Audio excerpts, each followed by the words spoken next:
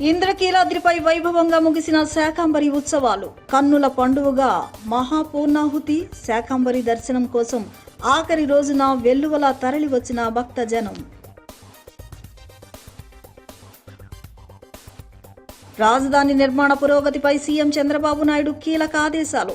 Speed, quality డెలివరీనే లక్ష్యంగా పెట్టుకుని ప్రతి ప్రాజెక్టును నిర్ణీత గడువులో పూర్తి చేయాలని సూచన. వైసీపీ నాయకులతో వేదిక పంచుకోవడం లాంటి ఘటనలు పునరావృతం కానివ్వబోనన్న ఎమ్మెల్యే బొండా ఉమ.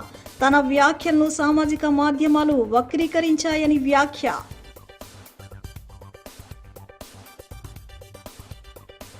గురు పౌర్ణమి నాడు అంగరంగ వైభవంగా సాగిన ఇంద్రకీలాద్రి ప్రదక్షిణ.